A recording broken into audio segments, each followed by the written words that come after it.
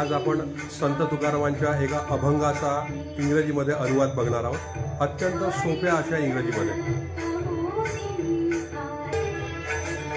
चला पटापट जॉईन व्हा.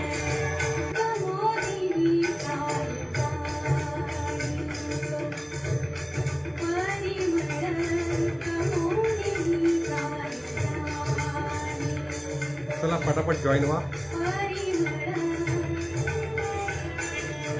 आज आपण याच अभंगाचा इंग्रजीमध्ये अर्थ समजून घेणार आहोत, अगदी सोप्या आणि सुलभ अशा इंग्रजीमध्ये.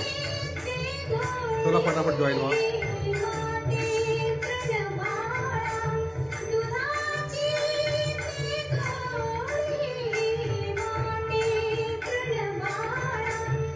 ठीक आहे, चला आपण सुरू करूया मग आजचा आपला लाईव्ह. आजच्या लाईव्हमध्ये आपण बघणार आहोत संत तुकारामांचा एक अभंग, आणि त्या अभंगामध्ये संत तुकाराम काय म्हणतात हे आपण बघणार आहोत.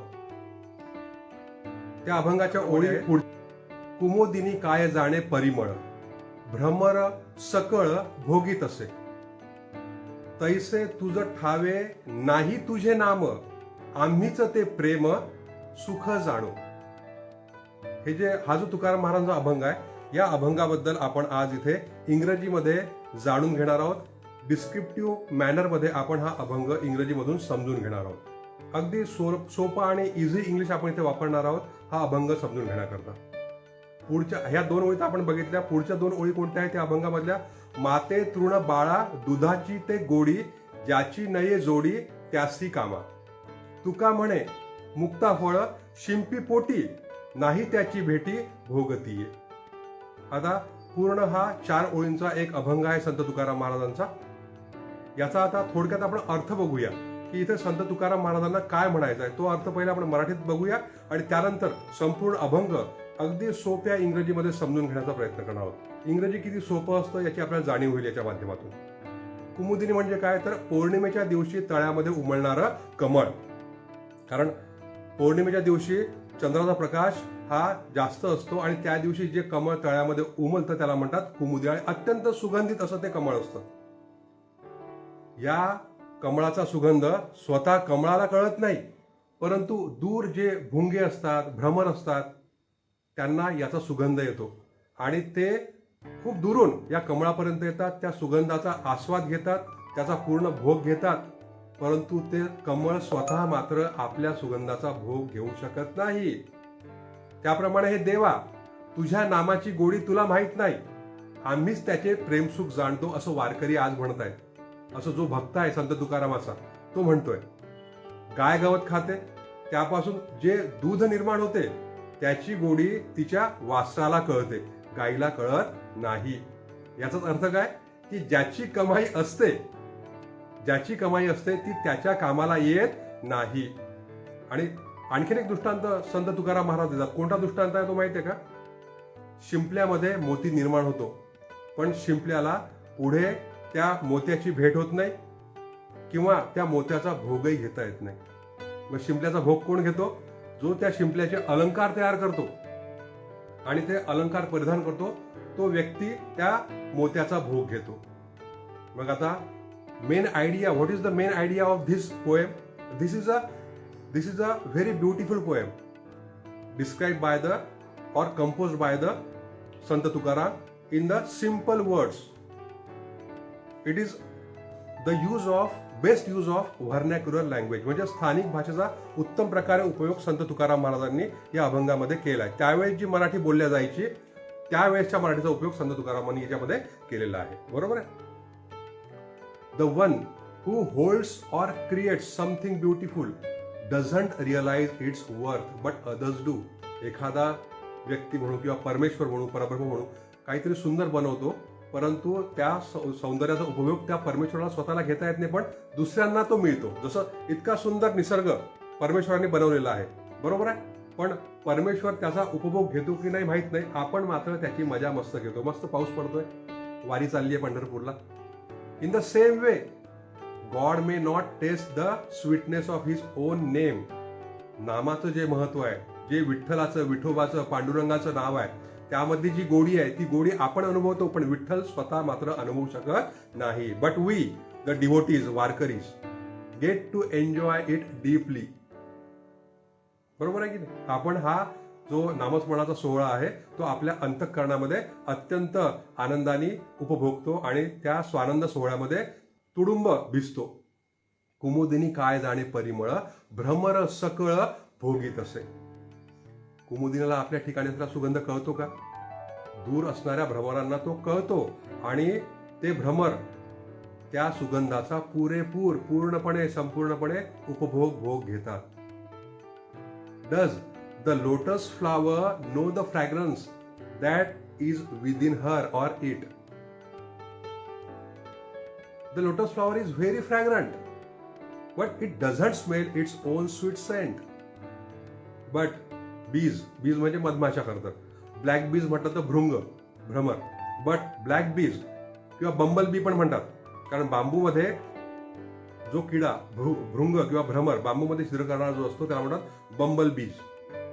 But bumble be flying from far away can sense it and they come and enjoy it fully. Yes, that is the beauty. The bees come from far and get attracted to that smell.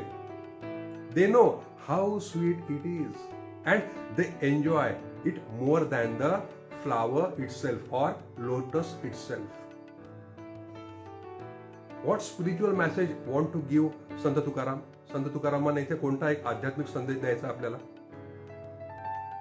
सांगता संत तुकाराम की God's name is sweet and divine like the fragrance of the lotus.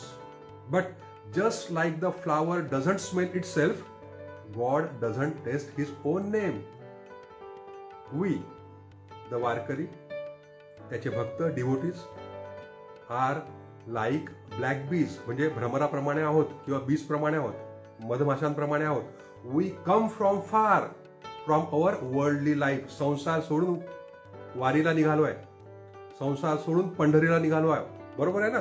म्हणून म्हटलेलं आहे की संसार सोडून जर निघालो आहे तर आम्हाला त्या तुझ्या नामाची गोडी कळली आणि त्या नामाचा आस्वाद घेत घेत आम्ही तुझ्या सगुण दर्शनाकरता पंढरपूरला निघालेलो आहे. And enjoy the sweetness of God's name. त्याचप्रमाणे म्हणून म्हटलं होतं की तैसे तुझं ठावे नाही तुझे नाम, आम्हीच ते प्रेम सुख जाणो. त्या गोडीची चव तुला घेता येत नाही, त्या नामाची गोडी तुला चाखता येत नाही, परंतु आम्हाला मात्र तुझ्या नामाची गोडी चाखता येते. त्याप्रमाणे हे देवा, तुझ्या नामाची गोडी तुला माहित नाही, आम्हीच त्यातलं प्रेमसुख जाणतो. ओ विठ्ठल, हे विठ्ठला, हे पांडुरंगा, just like that you don't even know the sweetness of your own name. The God may not enjoy his own glory the way his devotees do. म्हणून देवाचं वैभव हे भक्त भोगतात, परंतु देवाला स्वतःला देवाचं वैभव भोगता येत नाही. We are the ones who feel that loving joy. It is us. आपण सगळे ते आहोत. Who chant his name with love and devotion, who actually feel the bliss in our heart. हो, त्याचा आशीर्वाद, त्याची कृपा, त्याचं प्रेम आपण आपल्या हृदयामध्ये अनुभवतो. त्याच्या भक्तीचा सुगंध आपल्या श्वासामध्ये, येणाऱ्या श्वासामध्ये, जाणाऱ्या श्वासामध्ये दरवळत असतो. Just like the black bee enjoys the lotus fragrance, we enjoy the divine taste of chanting God's name. आणि पुढे आणखीन संत तुकारामांनी एक दृष्टांत दिलाय. माते तृण बाळा दुधाची ते गोडी, ज्याची नये जोडी त्याची कामा. काय याचा अर्थ होतो बघूया. अर्थ मगाशी आपण बघितला, पण थोडक्यात पुन्हा बघूया आपण, जेणेकरून आपल्याला पुढचा इंग्रजीमधला अर्थ सहज समजेल. गाय गवत खाते, त्यापासून दूध निर्माण होते आणि त्याची गोडी, त्या दुधाची गोडी तिच्या वासराला कळते, गाईला नाही कळत. याचाच अर्थ काय की ज्याची कमाई असते ती त्याच्या कामाला येत नाही. The cow it's grass but the sweetness of the milk made from it is known to the calf, not to the cow. Even though the cow creates the milk and it is the calf that enjoys the sweetness. The one who earns something doesn't always get to use it for themselves. याचा आध्यात्मिक अर्थ काय होईल? संत तुकाराम काय सांगू इच्छिता त्याच्यामधून? दिस is the, हा जो दृष्टांत आहे हा आणखीन एक वेगळा विशिष्ट दृष्टांत आहे की this is another lovely way to say what is created or held by one is sometimes best enjoyed by someone else. Here again the example shows how Vitthal may be the source of all goodness. आहे ना Mahavishnu Vishnu, but his name Vitthal Vitthal, Dnyanba Tukaram Dnyanba Tukaram. But his name, when chanted by us, gives us the pleasure. Atmanand आपल्याला त्या नामस्मरणातून प्राप्त होतो. Just like the calf enjoys the milk. ज्याप्रमाणे ते वासरू गाईचं त्या दुधाचा आनंद उपभोगते. शेवटचा दृष्टांत तुकाराम महाराजांनी या अभंगामध्ये दिलाय, तो आपण आता समजून घेऊया. तुका म्हणे मुक्ता फळ शिंपी पोटी. कोणाच्या पोटी? शिंपल्याच्या पोटी. नाही त्याची भेटी भोगतीये. शिंपल्यामध्ये मोती निर्माण होतो, पण शिंपल्याला पुढे त्याची भेट होत नाही किंवा शिंपल्यासोबत त्या मोत्याची पुन्हा पुढे आयुष्यामध्ये भेट होत नाही किंवा त्या शिंपल्याला, ज्या शिंपल्यामध्ये तो बनला मोती, त्या शिंपल्याला त्या मोत्याचा भोगही नाही घेता येत. A pearl forms inside a shell, but the shell never gets to see or enjoy that pearl. The shell works hard. आपल्याला माहिती आहे का शिंपल्याला कमी कष्ट पडत नाही तो मोती पोटामध्ये निर्माण करायला, जन्माला घालायला. Holds the pearls inside, but in the end someone else takes the pearl and enjoys its beauty. God may be the one where the sweetness of the name is created. त्याचप्रमाणे देवाच्या नामात गोडी निर्माण झाली, देवामध्ये त्याच्या नामाची गोडी आहे. But we are the lucky ones who get to feel that beauty, love and joy when we chant it with devotion. जेव्हा आपण पूर्णपणे समर्पित भावाने त्याचं नाव घेतो तेव्हा आपल्याला जो आनंद मिळतो तो अद्वितीय असतो. नाव देवाचं, पण देवालाच माहिती आहे त्यात आनंद कसा असतो. तर